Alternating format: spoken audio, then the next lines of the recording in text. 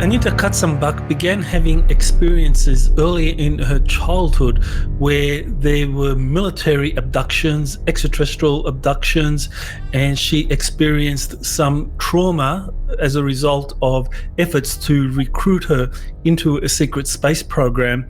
And after serving in the secret space programs in a variety of positions that involved her exploitation, she then discovered that she was a galactic envoy with a husband on one of the Galactic Federation of Worlds starships. And she has since learned much about the Galactic Federation and about the Envoy program. You're listening to Exopolitics Today with Dr. Michael Salla, your source for the uncensored truth regarding the human, extraterrestrial, global, and political agenda. Click the like button and subscribe to this channel. And now, here's Dr. Michael Salla. Yes. Well, Anita, thank you for coming. I'm looking forward to this interview and hearing more about another galactic envoy. Thank you, Michael. It's an honor to be in your show. Really appreciate it a lot. Yes. So why don't we begin from your early childhood? What is it that made you a target? Why did they go for you and subject you to all of these traumatic experiences? Mm-hmm. Yeah, so maybe I need to go back and talk about the different types of envoy programs for starseed envoy programs. And the one I incarnated through the envoy program of the Galactic Federation of Worlds, the GFW, and specifically to go into these programs. Basically also as an undercover agent, as a spy, like you've interviewed many other people on your show, let's say Rebecca Rose, Mark Domizio, Tony Rodriguez. And so I agreed to incarnate into that family, to go into the programs, the Dark Fleet and then Solar Warden, and be involved in deep state projects before incarnating here. And my husband, ET husband Aramis, he's upstairs watching and helping from the other side. So that's a typical pattern. Okay, so you incarnated as a galactic envoy. Of course, you didn't know this as an infant and as a child. So what were the kind of experiences that you recall as you were growing up that appeared anomalous? Well, going back to my childhood, and bear with me, I'm still looking also the document I sent you so I don't forget certain things. Would you like me to talk a little bit about my family or go into the anomalous experiences? The first one was a newborn baby. Yes. Why don't you talk about the anomalous experiences? Yeah. Okay. So the newborn baby. So I was born in the late 60s. And in a small city in southern part of Germany, and my father, he was a physician and he worked also in that hospital. And I recovered first memories actually I call it a pseudo QHHT session, because the spiritual person who did it, or the organization, I don't want to say names right now, they adopted the method. They called it differently, but it's based on the QHHT hypnosis session. Also, I found out about Dolores Cannon, QHHT, very similar approach. And that's when I was in a deep session.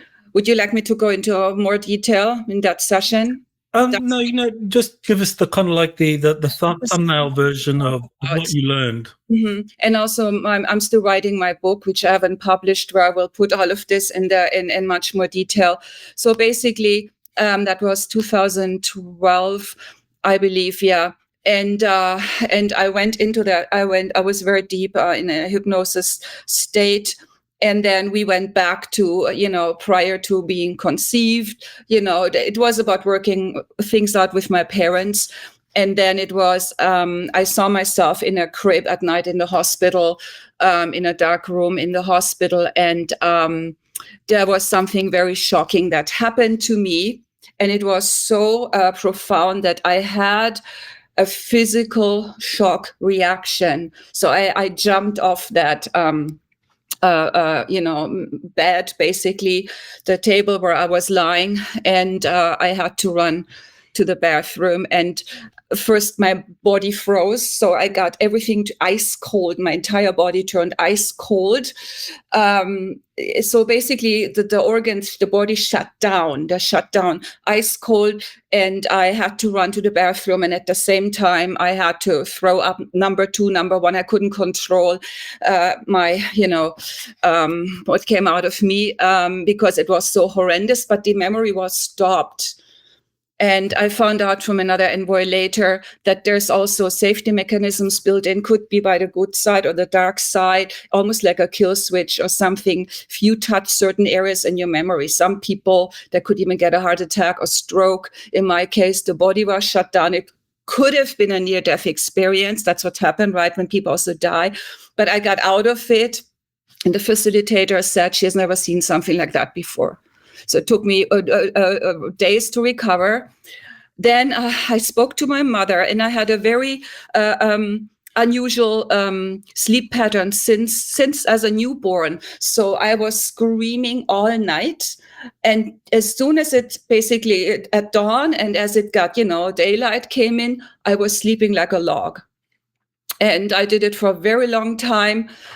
And until today, I have a very dysfunctional sleep pattern. And now it has gotten better since I'm also reconnected with my ET husband and did a lot of healing. But there's this fear of sleeping in the dark, losing control. And my mother actually confirmed things. There was massive abuse in the hospital. And I was 10 days as a newborn with my mother in the hospital, and I was in the 60s. And I don't want to go into that too much, but there was a different way. It's not like today with bonding. She just saw me to be fed and they took me away. And I asked her cautiously, I didn't tell her that thing, what was going on, because I knew that she said I was screaming all day, all night, and sleeping at during the day.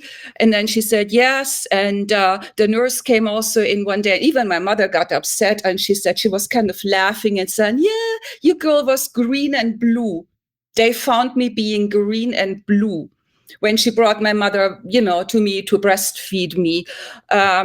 And I screamed and I cried so much that I actually got a hernia, and I still have the scars because they let me scream, and then my parents actually took me back into the hospital because the neighbors, they couldn't sleep and the neighbors were complaining. So they put me back into the hospital. I was a few weeks old.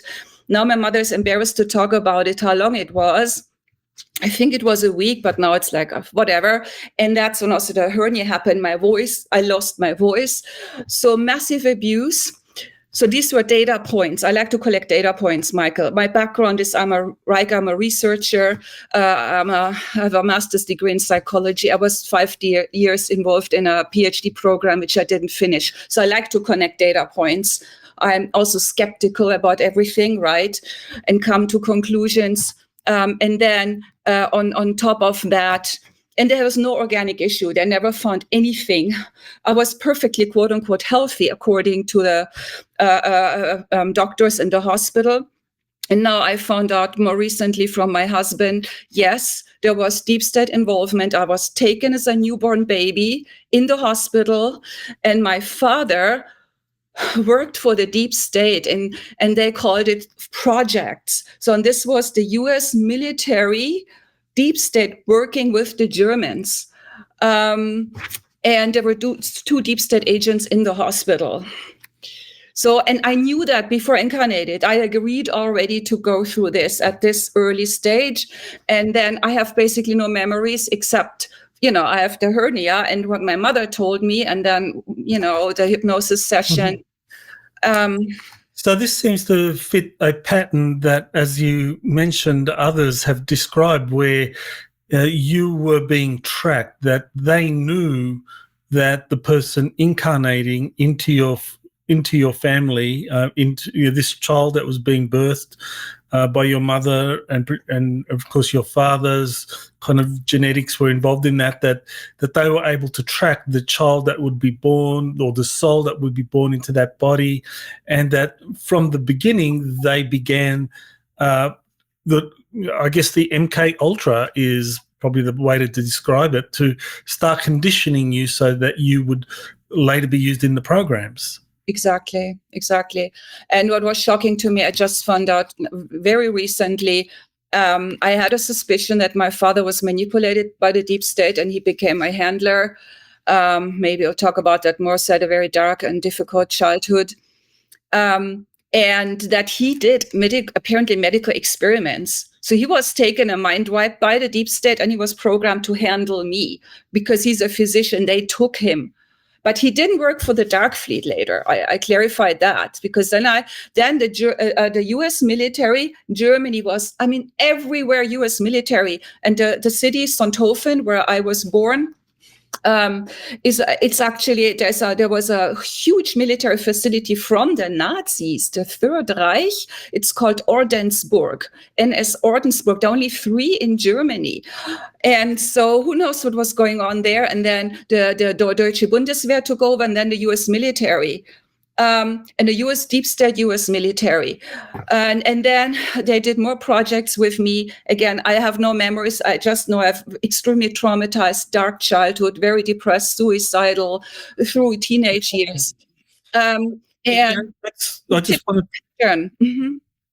wanted to add, because I think that's an important point, that it's, again, the pattern appears to be one where at least one of the parents consciously agrees to the child being used in the programs. That seems to be an important requirement, because obviously, as a child, you're not able to consent to these things happening to you. But if one of the parents says, "Yes, we want you to use Anita in the program, and you have my permission," then they do all of this. So it does seem to be a system that requires on consent of either the individual directly participating or of the parent. Exactly, Michael. And so again, I know there's so much more to talk about my childhood, of my family. And so what my husband told us now, and I'm hoping my envoy sister, Steffi, can come on and support some of that, right? She just texted me, by the way, to join the call, is that then I was handed over. So the US deep state military was doing projects with the Germans, and then they handed me over at the age of 15 to the Dark Fleet. And so, but Michael, to go back to, you were asking what were other anomalies in my childhood. I have also a list on my in my write-up here about physical things. But let me say one thing I thought that was really anomalous. We moved to the city of Nuremberg. My parents, I was in that vicinity. We lived and in the city. And after I was 3 years old, so we left that small town Sonthofen in southern part of Germany, Bavaria. And then I visited this lady who kind of took us in as a she wasn't my real grandma. Maybe to clarify that, Michael, for your audience, I'm actually German-Hungarian. So my parents, my father escaped Germany during the Hungarian Revolution. He was only 16 years old. And then later, after he got his certain German citizenship, he moved. He wanted a Hungarian wife. He met my mother in Budapest. And so they were both very young, my parents, and then she basically emigrated to him. So I'm in this cultural setting of East means West. And I grew up in Germany basically without family, without grandparents. They were all in Hungary. Now this old lady, she had no children. She took us in. So we called her Oma. And then we visited her. So I went back to the house where my parents lived when I was born, as a newborn. I don't know if that has something to do, because that's where the hospital was, and Ordensburg and the military base and everything, And I woke up one morning, I think I was 10, 11 years old, and she had a home, and it was under the attic of a multi-family building. And I woke up and I was on the cold floor, vinyl floor. I was sleeping on the floor. And, they had in the old days these very high beds, and then there was a small window, and there was a crack in that window. And I couldn't understand why was I sleeping on the floor. But I have no memories. I was just confused. And then I was told, yes, there was an earthquake last night. And nobody questioned that. My parents were gone. I was with, my brother and I with this old lady, with this Oma. And and I thought, okay, maybe I fell out of bed because of the earthquake. I mean, what kind of earthquake do you really need to throw a 10-year-old child or, out of a bed? Of course, it was not an earthquake, and that's interesting also for your audience, especially the starseeds and envoys who are listening. Now, in hindsight, what are these data points? And all of a sudden you think about things and look at it in a different way. Maybe this was not what I thought. It was very different. And would you like me to talk about the physical evidence things right now? Since childhood, the symptoms I had that are indicators for abductions? If you want to pause, because Steffi's here. So we are joined now by Steffi Ora, who is working with Anita, and Steffi has her own experiences with the Dark Fleet and having being someone that is part of the Galactic Envoy program, and she's been helping Anita especially recover memories or have communications with her husband that is part of the Galactic Envoy program. So Steffi, people don't know you, so why don't you just introduce yourself or give us a little bit of a kind of like thumbnail sketch of who you are and what you've experienced. Yes. Hello, I'm Steffi. I'm from Germany, and I've been having ET contact since 2020.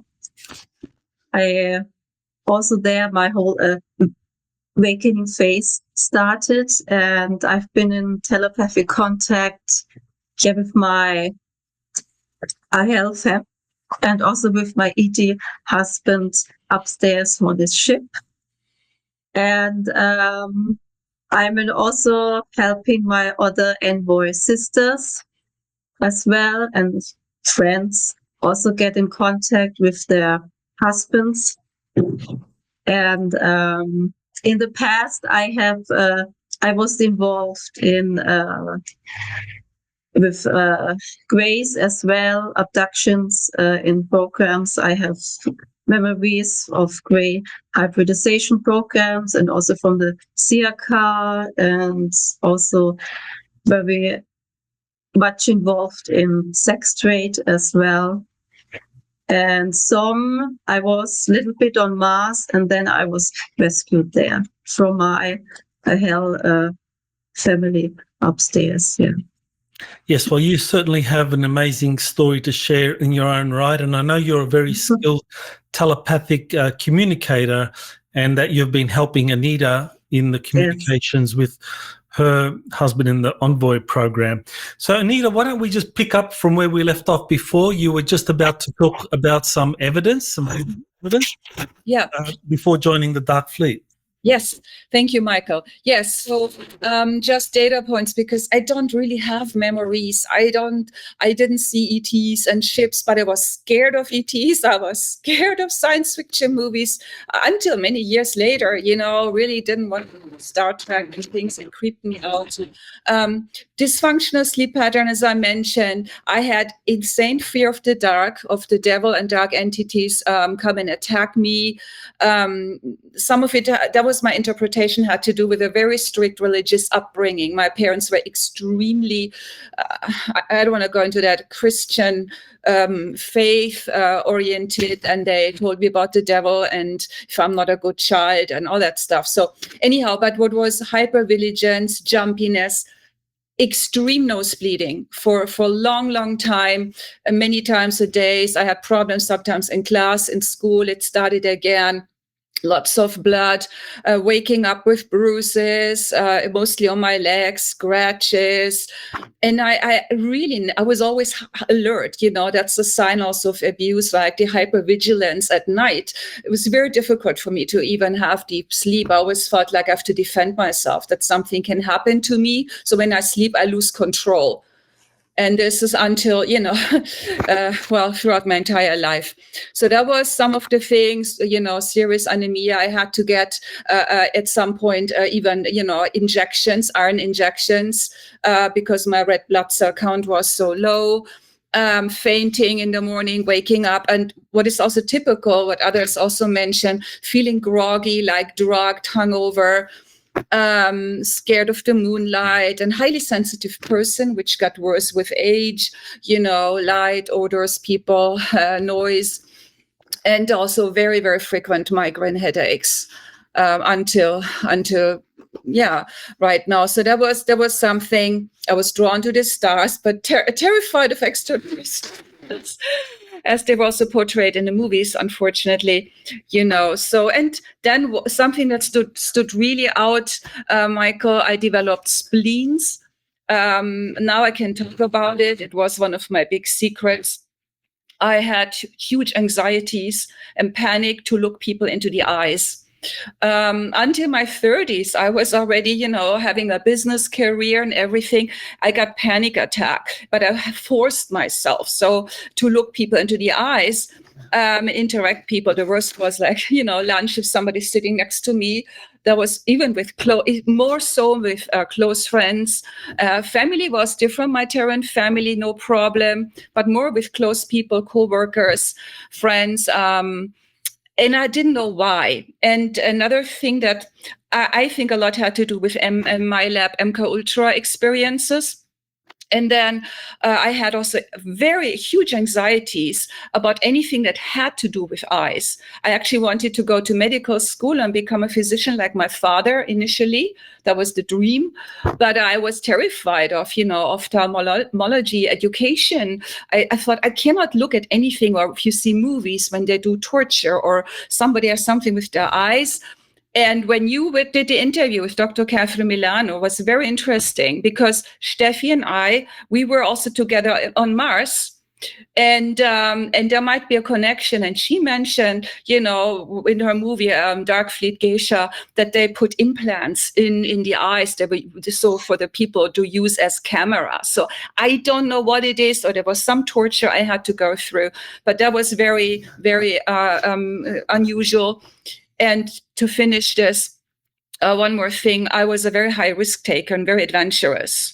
I was also extremely suicidal. I don't know if we don't want to talk too much about my story, but I did a very serious suicide attempt because of my Terran family. Probably more was to that. And I was 3 days in a coma, and they survived me. My family also upstairs saved me. It was actually a miracle that they found me. There's a lot to the story. But I was my whole life kind of suicidal, very high risk taker, very adventurous. I put myself a lot into dangerous situations. I worked also for a German automotive company, and I was able, I can say, drive beautiful, fast Mercedes luxury cars because of that job. And I loved speeding on the Autobahn, for example. And so my record is 155 miles per hour. That's 250 kilometers, or couldn't go. No, 260 actually. That's the max I could do. Okay, I mean, you describe all this as data points. Now you don't have memories of actually serving on the secret space program, right? But you were told. I mean, how do you know, for example, that at 15 you actually was taken into the Dark Fleet, the Nachtwaffen, and served for 20 years? I don't know.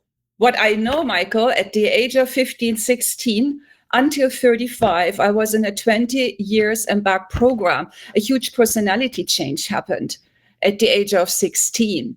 I became more depressed, suicidal. I started wearing blacks. I went into a sex, drugs, and rock and roll phase and anarchy and some really crazy stuff. So I kind of changed and I started taking drugs and addictions, prescription drugs and other things. So drinking, and did a lot of stuff that was pretty intense before that. And I still managed, actually, school was a different thing. And then this massive suicidal attempt, and my father kicked me out of the house at the age of 18. I was still in between school. And there is more to it. I don't want to talk right now. But so there was big personality changes. But now, more recently, I got a few memories, and I'm trying to attribute these little pieces of the puzzle to certain experiences in the Dark Fleet, and I'm happy to share. Right, but so if you don't have memories of serving in the Dark Fleet, at age 15, and that it was a 20-year program, how do you know that that's what happened? I mean, why do you believe you served for 20 years in the Dark Fleet? Well, I have data points. Like, I was obsessed with the English language even before I learned it in school. I was listening to American Forces Network Radio to learn English. So I was anti-military, back then. And my father, he was a military reserve. So he had clothes in the basement. I started wearing his military clothes, like these big sweaters and shirts, the stuff that fit me. There was some weird stuff I did, Michael, that I think, what was that? And I always wanted to live in the US. That was a dream.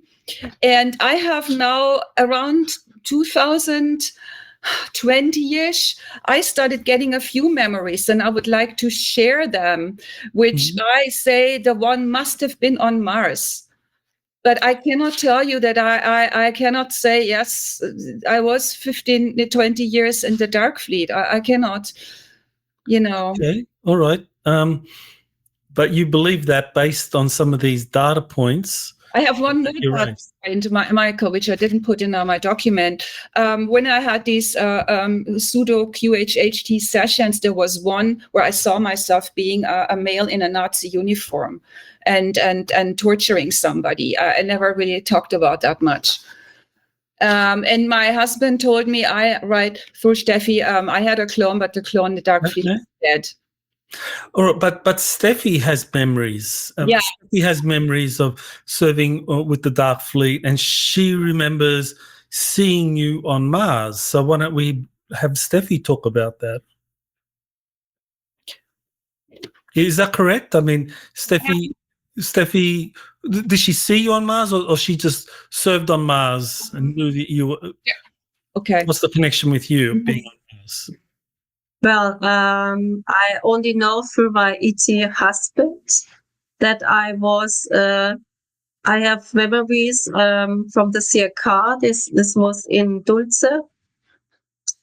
And my ET husband then told me that I was taken from there to Mars. And I was only there a couple of months there. And I was sort of in a sex trade or things like that on Mars. And I was only told that she were kind of helping me there, or rescued me there, or helped me there somewhere on Mars. Okay, but you remember being on Mars. You have memories. Michael, I have one memory, but maybe once Steffi finishes. Sorry, Steffi. Not directly from Mars yet, but I've been having all my memories here from Earth, from CRK and these grace abductions and in programs and sex trade, but not directly in Mars yet. He said to me that my ET husband currently, it's a little bit too much for me, the Mars memories. Okay, all right. So, well, yeah, I'm still trying to wrap my mind around the idea, Anita, that you did a 20 and back program, which is, a huge claim. You don't have memories; you have data points, and I think you have like a couple of memories. You were saying about Mars and the Nazi uniforms and so forth. Okay. The one I would like to share, and before I go there, and another data point is right, like listening, for example, Steffi had a very similar reaction when I watched videos of Rebecca Rose. I started crying. I got so emotional. And Aramis just confirmed. So there is a connection that I've been, and she's also kind of in my age range, but that there is also some connection with her story, and that we might have, we were together in some shape or form. But let me share the one where later I found out this was Mars. So very interesting, 2 very vivid dreams, and they are connected. And I record all my dreams. I have a lot, but I haven't been able to go through that to prep for this interview. So I think it was 2 years ago. So number 1 was I was in a white room. Could have been a underground dome, or on a space station. A white room. There were medical beds, examination tables in that room. And I walked into the room. It was kind of a large room. And on this first exam table was a black outfit, like a full body suit. And there were the black boots. And what was interesting, there were like black pieces, I think metal, plastic, I cannot tell you what material it was. And I knew I walked into that room, I was supposed to undress completely, be naked, and put this thing on. This black military uniform was like it was not a uniform, okay? It was a black combat suit, basically, almost like a wetsuit, and scuba divers when they wear like a wetsuit, and I was kind of upset. Okay. I also look at when I have these vivid dreams, how do I feel? What are my emotions? Is it not just a screen memory? I was very upset. I'm like, oh my gosh, I need to dress here. What if somebody comes in? No privacy. So then I grabbed the stuff, and I was frustrated that I had to put together these pieces. And I knew it was kind of an exoskeleton, a partial exoskeleton thing, maybe around a belt thing, not a full exoskeleton thing. And I hate doing this. I'm not good at putting stuff together. And I'm like, oh God, I have to do this. And then I went outside of the room, and I was looking for like a restroom, or, we have more privacy to change. And then I was so disappointed. I remember, to the left, the door, and I thought, I can't believe this. These look like on Terra, these stupid toilet stalls. They were so tiny, and I have to change and dress. Look, this is almost comical. That was the one memory, okay? And now the second one, I think, was just a few weeks later. I am sitting in, I don't know if it was a scout ship, a plane. I'm sitting in that plane, and we were 4 or 5, all dressed in black. I was the only woman, female. And I remember behind me, I still can kind of see his face, was a man. He was the boss. So he was leading the team, and he didn't like me. So there was and he was watching me all the time. So it was a very tense energy. And we were just about to jump out of that plane with kind of a parachute thing. And I remember I was sitting on the seat of that plane, and I looked down, and I see my black boots. I was wearing that black suit, and they were rounded, just so I kind of later remember they were very similar, the outfit that I had to put on in this other dream memory. And I also remember, and then I had to put on the helmet. I literally felt it. And back then my hair, I was surprised it was short, chin length. And I put on this black helmet, and it was exactly the length of my hair, so I could cover the helmet. And then we jumped. And what was also very interesting, and then it looked like a crater. It looked like in a desert. And later I found out it is Mars. So it was a huge crater. So we jumped all down, the color was like, sand, beige color. There was just this wild, barren landscape. And I remember I landed on the soil like the other ones of my team. And that was also super interesting. And then I had a belt.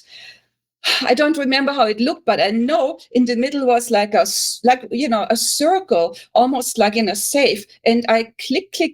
I kind of turn that knob on the belt, and in that moment the suit turned beige, like it was a camouflage suit. So all of a sudden my black suit, like a chameleon, changed the color to the soil, the ground. And then it was a very dangerous mission because we knew there were snipers. They tried to kill us. So I literally remember I was kind of almost on my butt, with heavy gear. I don't know, the parachute or whatever it was disappeared or whatever. We kind of had to really it was like a volcano crater, crawling down, without being seen and killed. And then at the base of the crater where we arrived, it was huge. Then we walked, and I remember this man was watching me all the time because he knew that I wasn't, really, there was something, that I had to follow rules. And I was the last, I think, with 4 or 5. And then we saw a huge entrance. It was a rounded, huge door. I can tell you 20, 30 floors in the rocks. And that door opened, and I saw, it's very rare that I had ET, I saw ETs in my memories or dreams, and looked like a tall white gray.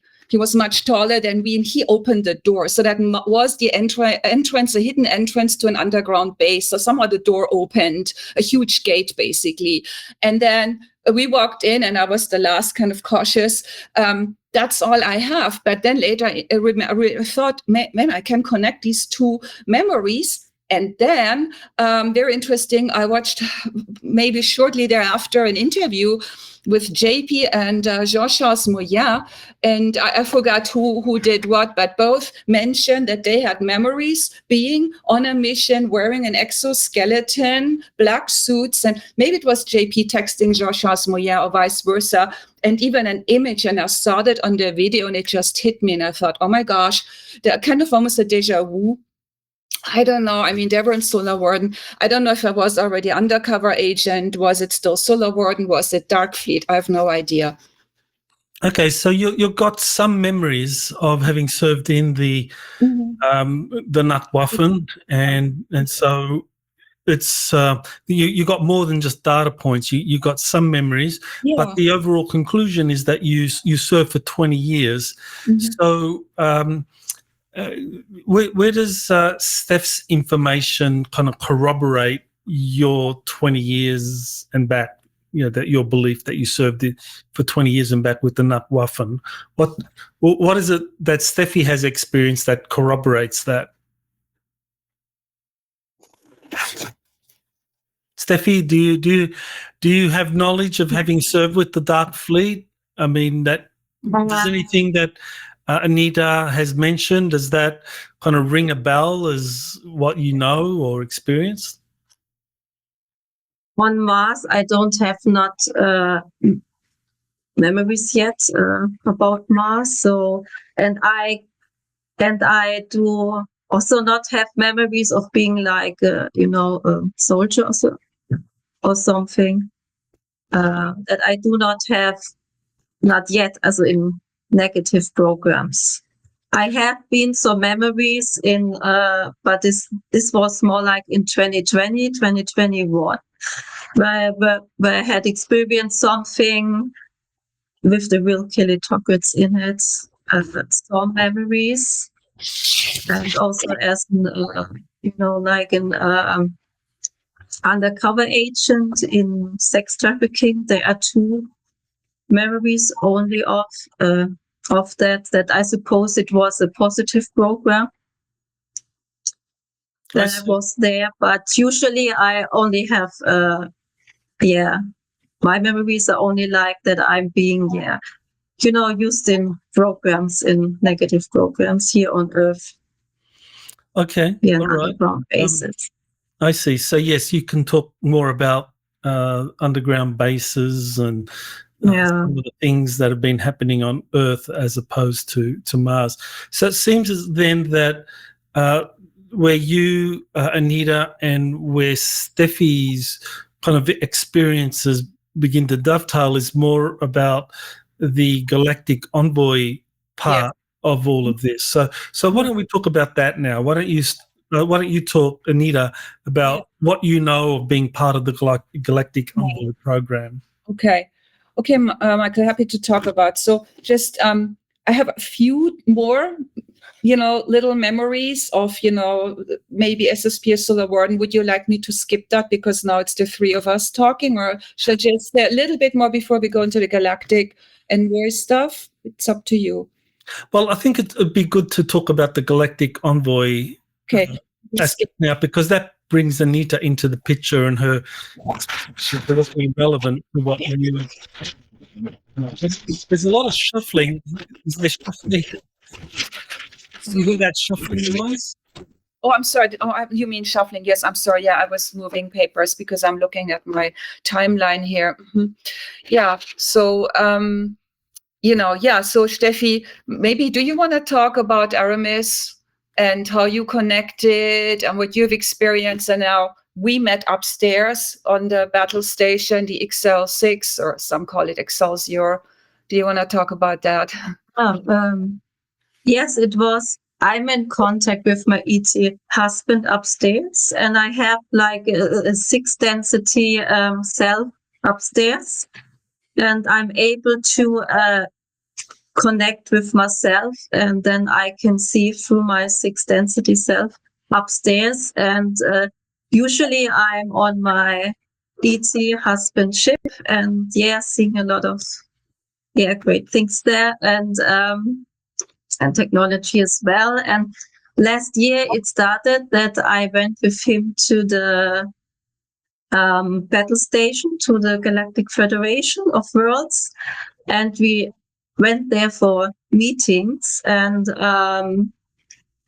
it happened then in one meeting when I was up there with my ET husband. It was actually prior to the meeting that I was seeing then a lot of different ETs there, and I did not know who they were.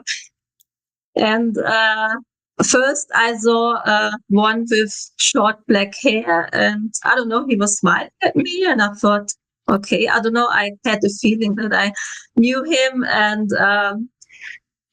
but then the second one, he was one also in his uniform, but he had brown hair, like a little bit, wavery, like brown hair, like this, and some more dark blue eyes. And he was like, staring at me and smiling at me, and like, with a big, huge smile. And I thought, like, I don't know, do I know him? And he was like, oh, and then I sat there, on the meeting, and then it turned then out afterwards, then this was actually her husband, Aramis. And so the connection then started. Then I connected also with Aramis, or I was seeing him. I went a couple of times with my ET husband to the Galactic Federation of Worlds, and I've been seeing him. I've been also seeing some other husbands of my envoy friends there as well, upstairs, meeting them also. And so then everything started, and then I also, and I also get with them in telepathic contact, also with Aramis, like for instance, and yes, and also with the other ET husbands. Okay, so Anita, when did you discover that you were part of the Galactic Envoy program? Yeah, that was July 2024, more than a year ago. So I actually was invited to join a German Starseed Envoy group, and hi to the group. And that's how I met Steffi, and we connected. And Steffi there was another girl. Actually, it turned out her husband is the brother of Aramis. she had already contacted her ET husband, and at some point I had the courage to ask Steffi. I knew there's somewhere this man for me, and I had an image of him in my mind my whole life. I was looking for this man, this soulmate twin flame. And then I remember Steffi just told me, yes, there is a man upstairs on the ship who is waiting for you. And I was like, I freaked out, like, what? I was actually expecting there he's here on Terra. I'm like, I was not happy about that. That's when it started. And then starting in August, we were having these calls, right? And you were able to telepathically talk to Aramis, then later the other ET husbands who, Steffi connected to. And parallel, Michael, I was getting images. So in my meditation, I saw he came in. So I got images from Aramis. I saw his curly brown hair, shoulder length, and I don't see his face very clearly yet on purpose, but I see him. I also did a drawing of him. And then I told Steffi, is this how he looks like? And then I had also, vivid memories, or call it as whatever travel of my consciousness upstairs on the quarters in the battle station. I did also drawings of that. And that's also when Steffi and I met. So we had a meeting in our quarters, and I was extremely emotional. This happened while I was in a meditative state. And I cried, and I was hugging Steffi, and Steffi saw me also upstairs. So it was she telling me something, but then I started having direct images. So Aramis gave me images and few memories, that really helped me to see, yes, because I was skeptical. Everybody can be manipulated, and and Steffi's telepathically communicating. This is not channeling. And then, so I can talk more, but I don't want to. Okay, all right. So thank you for explaining that. So you were part of a German Starseed group, and that's how you met Steffi, and she was communicating with your husband on the other side, Aramis, who's an officer in the Galactic Federation of Worlds, right. And you had already been receiving images of him. So she was able to make the connection. Yes. So, Steffi, tell us about Aramis and your partner in the Galactic Federation. I mean, what's their relationship?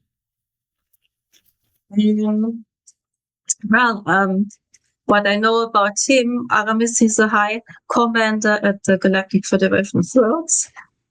And what I also know that you have also like family. She has also like two children upstairs, and I think that you also saw them. You had also some when you were upstairs on the quarter. Maybe. And yes, got to mention. Yes, talk about your children. I mean, who? What are we talking about here when you say you have children up on the Excelsior? I tell you my experience, and then Steffi corroborates because she gets from Aramis. I ask questions, Steffi talks to him. So when I was up in the quarters, I saw actually two children. It was very amazing. They're young adults. One is, she's, my daughter, our daughter, and the other one is our son. And I don't know if I want to say their names, but the shuffling the papers is very distracting. Okay, I'm sorry. So, yes. So, So my daughter, her name is Serafina, and our son, Saranao. He's a pilot. My Aramis also started as a pilot initially. Now he works in combat and strategy and combat logistics. And she's now working in the medical department and focusing on energy healing. Our daughter, so they're young adults. And what I forgot to mention, I have a 5D ET avatar upstairs, and I saw myself while I was in deep meditation, and she has long black hair. She's a little bit shorter than I am, and she's a Tal, Pleiadian Tal, and Aramis is a Pleiadian Tal Ahel. And so she's upstairs. So I always knew my body is not in stasis. So she walks around 5th density. Steffi has her 6th density ET avatar upstairs. And somehow, I don't know how it's happening, but the consciousness is split. Memories are, blocked. And now the children are upstairs also helping her. Her name is Aramea upstairs because of everything I'm going through here. I'm under huge stress. And Aramis is now in the Sedona base. But yeah, maybe Steffi, please talk more how all that happened. Yes. Yes, when I was upstairs, I also want to add that I actually saw your this woman with the long black hair on a meeting. Actually, it was with Aramis, actually.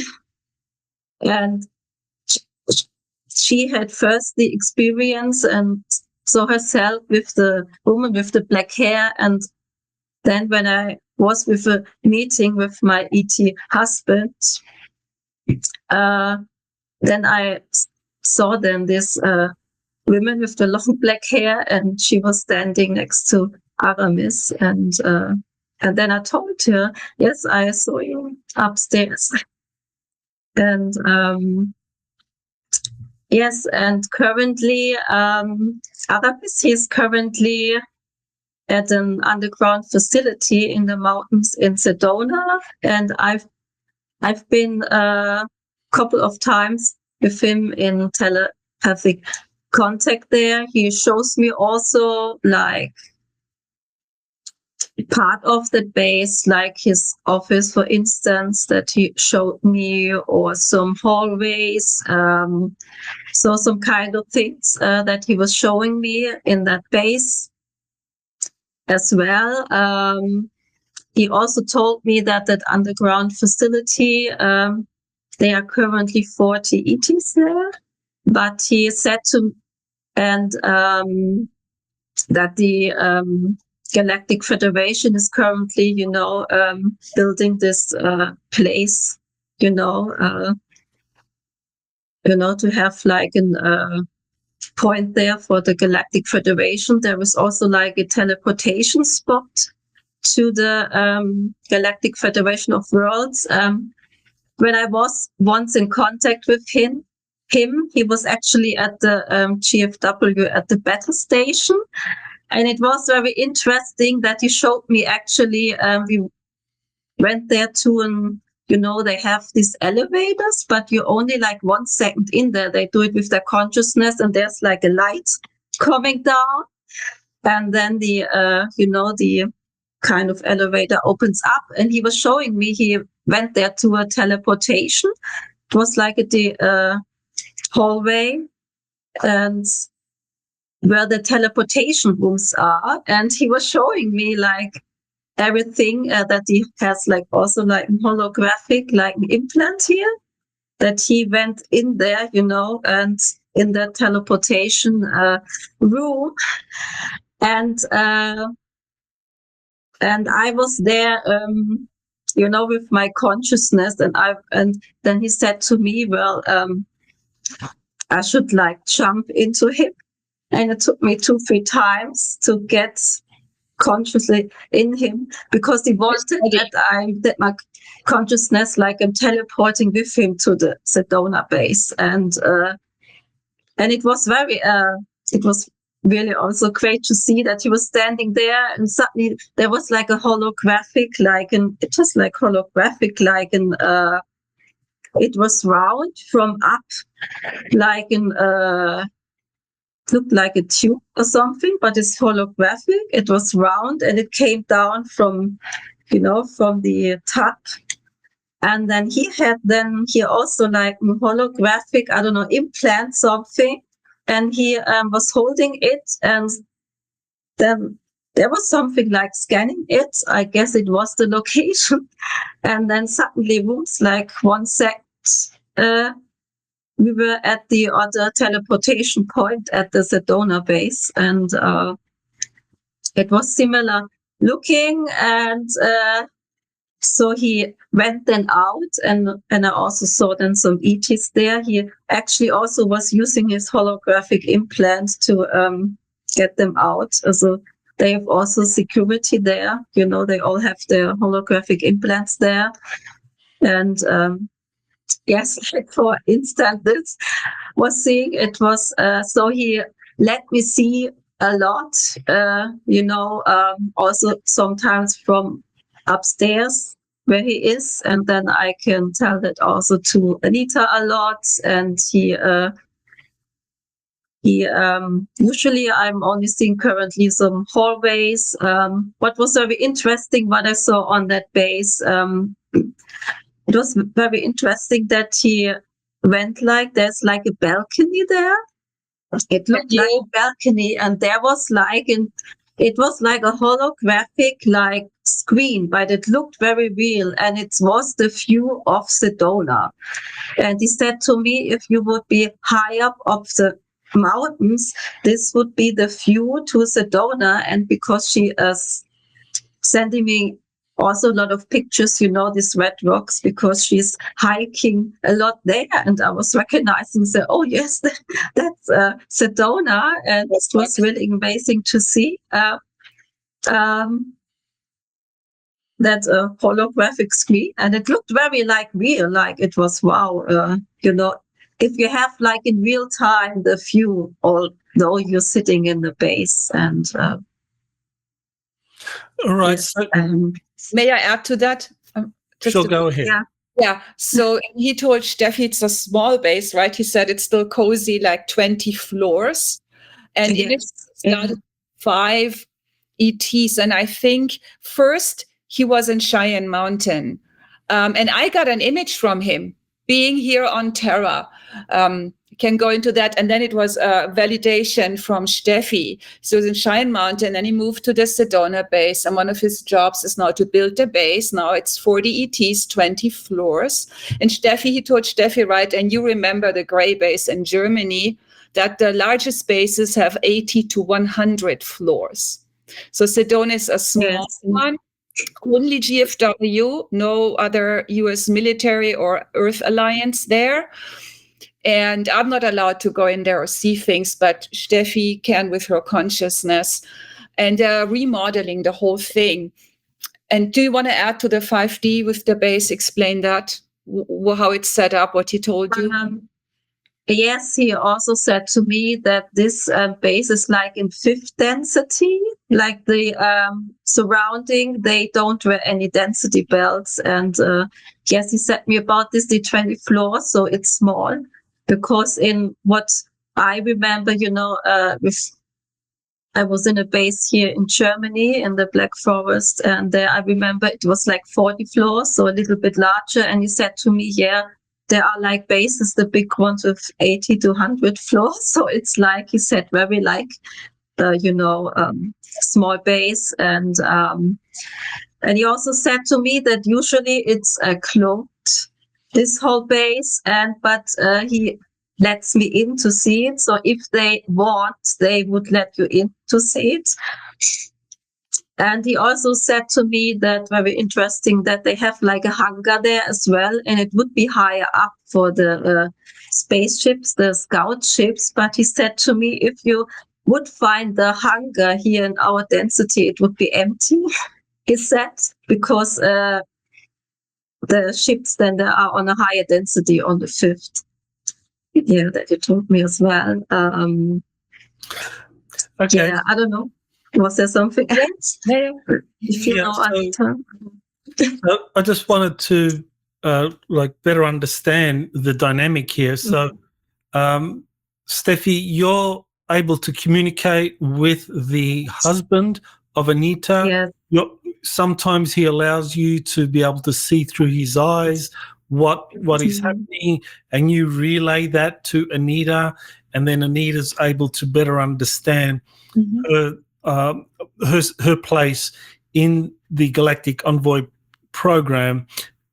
So I'm still trying to understand this idea that Anita is the same as the wife of Aramis in the program whose wife has black hair and isn't in a stasis chamber and is kind of like up there with two adult children.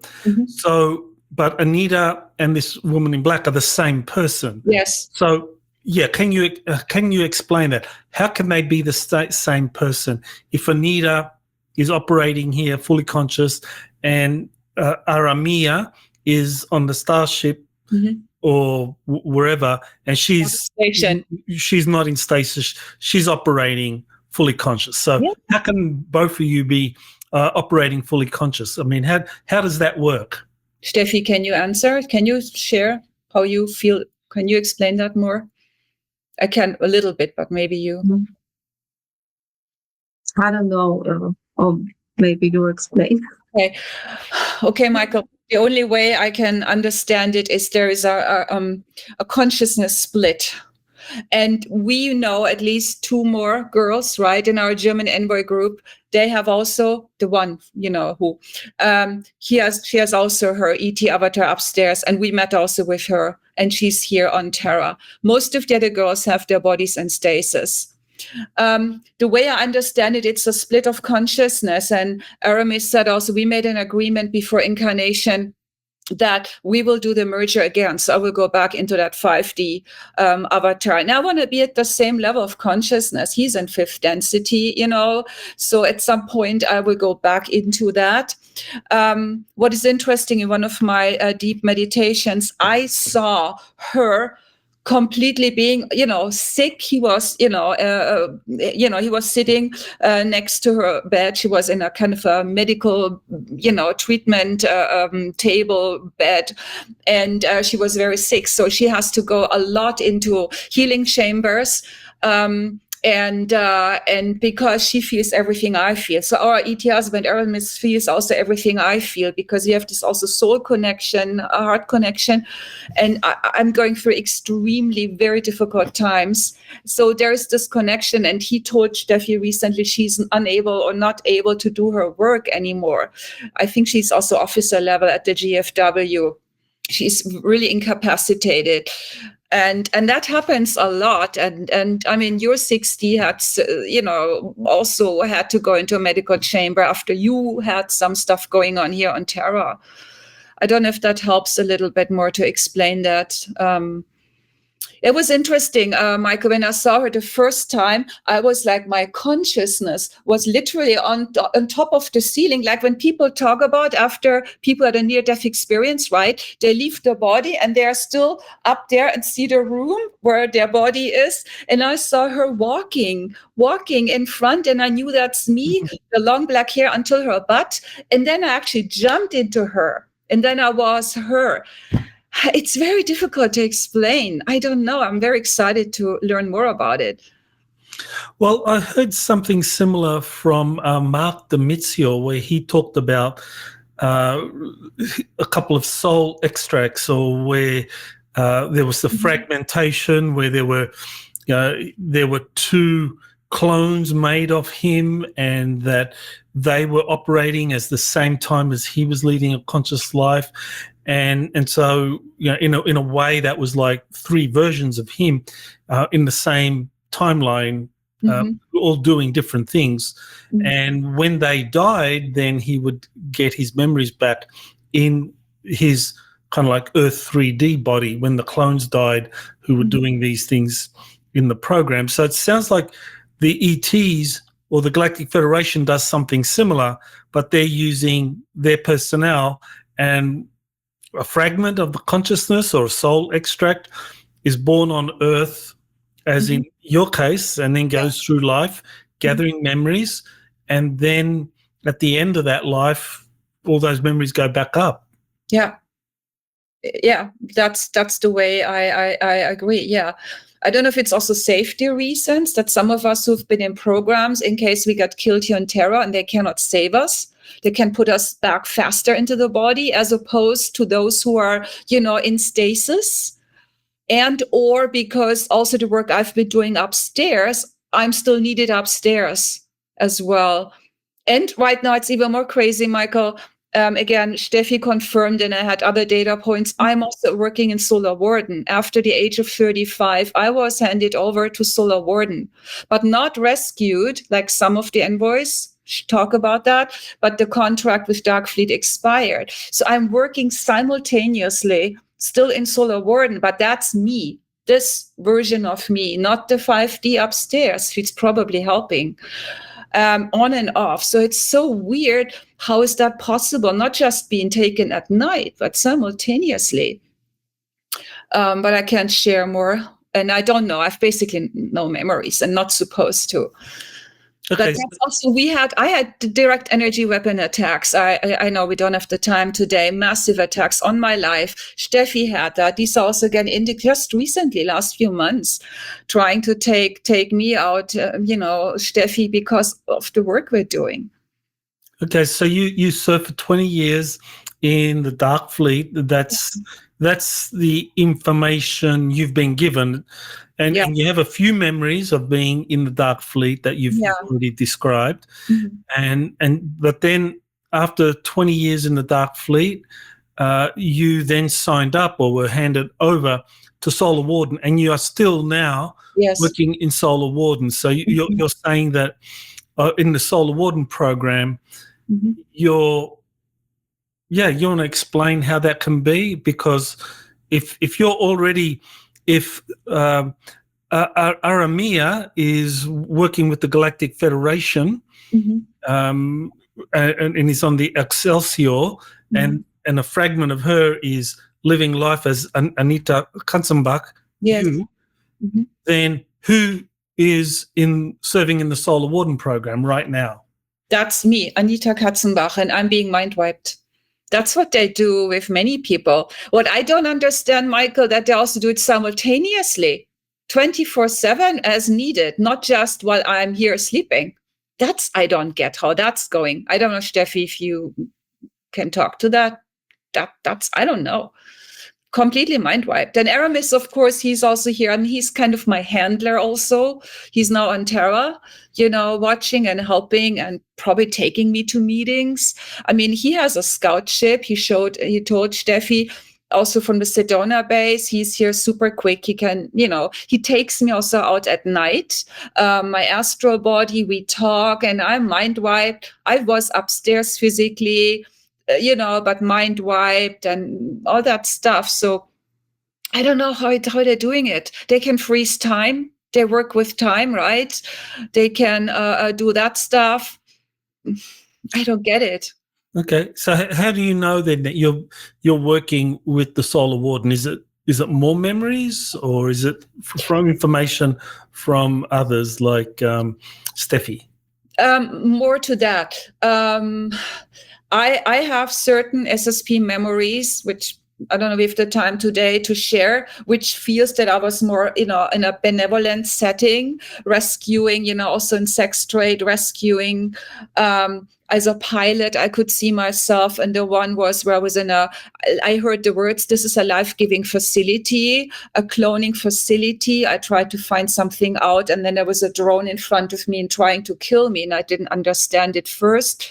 So that's what I assume. But the other thing, Michael, and I want to also encourage people in your audience, the visceral reactions. I'm watching videos of Joshua Moria. I remember George Cavasilas talking about Solar Warden, and there's a moment when they're gonna come and not take him and mind wipe, but they will come to his door and take him officially. And he told his family they want to take him.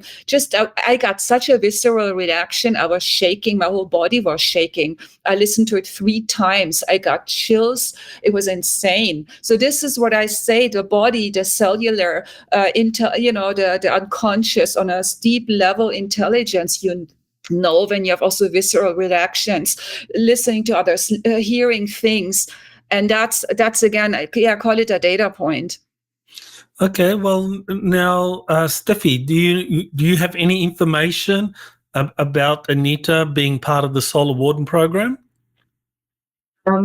Yes, he was telling me some things what she's doing, but when you say he, you're talking Aramis? Aramis, yes. He told me some things about her, but he said to me that due to she had a lot of deep state attacks and also an abduction, that she was in near Santa Monica as well, being abducted by the deep state and attacks. And he said to me that I cannot share what she's doing right now. I know she is kind of working with some Whitehead's military. But he said to me that I'm not allowed to share much of it now. Okay. Yeah, and she has also some ET guards as well, because she has been attacked several times with energy weapons and also abduction, and Aramis rescued her as well. This one, where you were in Santa Monica somewhere. Yes. You had experienced it also, yeah. I had experienced it as a vivid dream. I had my feet in the water at the beach. It was an underground entrance, looked like a luxury penthouse. Could go more into that. There was also deep witchcraft involved. And I was there with my feet in the warm water in the ocean. And then I was lured into this thing. I have no memories that they took me from my home, but they opened a portal. That's what Aramis said. And I have up to 4 ET guards, right? Many of us do. Plus Aramis is watching me. And using technology, etc. And then I remember I was naked at some point. It has more to it. There was also some demonic stuff going on. And then I heard an alarm, like, really scary, right? What you hear on big ships and then interestingly, and then I have no memories. But Aramis said it was really bad. They had to take me upstairs. They tried to use methods to get the memories out of my system to read because of the work I'm doing in Solar Warden. And a few days later, I'm watching a Star Trek clip. I tried to watch more Star Trek. I was so afraid of watching it, right, when I was younger. And the clip started, and I heard this emergency sound honking in that freaking clip, excuse me.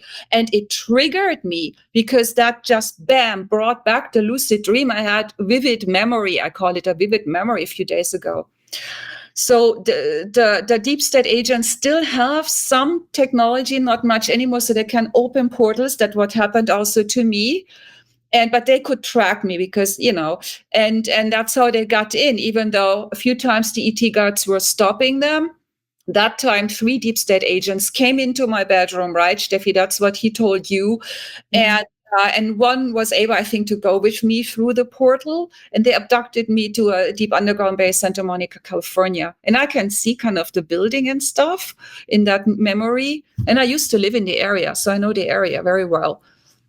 Okay, so if you're currently serving in Solar Warden, mm-hmm. and you're getting some kind of like information about that through Steffi, what are some of the operations that are happening now? I mean, people are very interested. Well, is 3i Atlas, or is the coming disclosure the year 2027? Do you have any information on any of these topics? Steffi? Well, currently my ED contacts are very positive. I know there are delays upstairs also regarding full disclosure and everything, but they are currently also saying me that's still very positive. That also we envoys getting also physical contact. That it can happen now any soon, or at least 2026. Then that many of us get now physical contact. It should happen already earlier, that I also know, but there were some delays upstairs, but they are very positive upstairs, that we're getting here to the final end, and the whole of the deep state, and that we can finally get the technologies out, and yes, and everything, and that we get physical contact. They also said to me that the envoys or the star seeds, they will be the first that get physical contact before before there is like an official contact for Terra, for Earth, that the star seed, the envoys, get physical contact with their, ET family, husband, wives, and everything. And I know also from upstairs, many are waiting actually to come down here. I know there happen maybe some physical contacts here, but not all can do it. Like currently also, I know also from my envoy friend, like her ET husband is not really to do physical contact also regarding deep state agents and everything. And when this, let's say everything is over here and I know they always say soon, but I would say they are really, really positive that we're going to make it here. And and that we get them.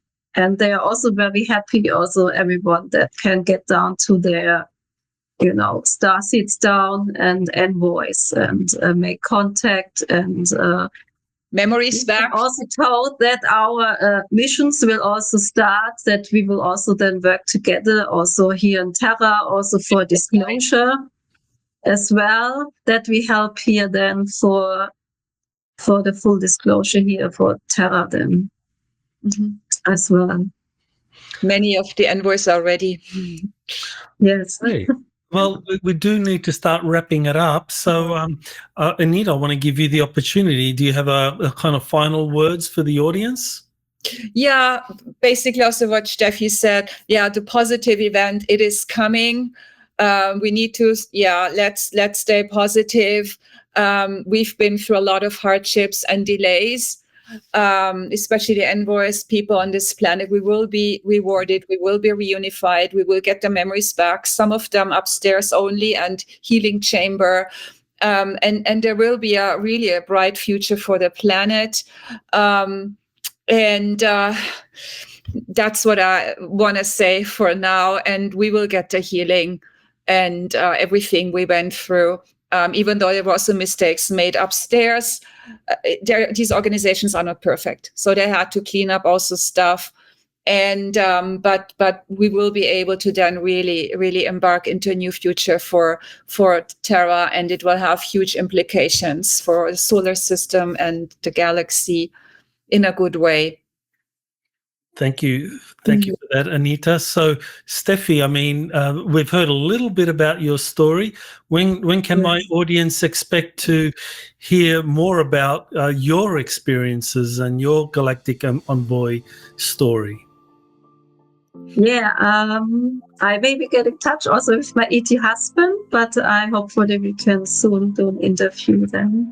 But I'm really looking forward then also, to share all my memories, what I have, from my unfortunate negative experience a lot, but also very positive experience, and also on my husband's ship. Yeah, I'm seeing a lot there. Yes, and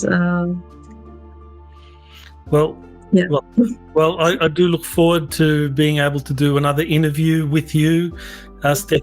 We focus on your story, and I assume Anita will probably be there to kind of like help with some details. So, well, thank you, Anita. Thank you, Steffi, for sharing more about your respective Galactic Envoy experiences, and of course sharing some information about those traumatic experiences that you had as children and young adults that are clearly very disturbing.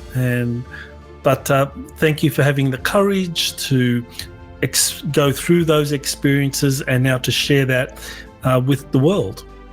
Thank you, Michael. Thank you so much. Yes. Thank you. Okay. Yeah, all the best. Thank you. Thank you. Bye. Thank you. Yes. Bye. Bye. You have been listening to Exopolitics Today with Dr. Michael Salla. Please remember to like, share, and subscribe to this channel. Join or start a conversation in the comments. Take the time to explore the vast library of best-selling books, webinars, and podcasts by Dr. Salla. Visit exopoliticstoday.com.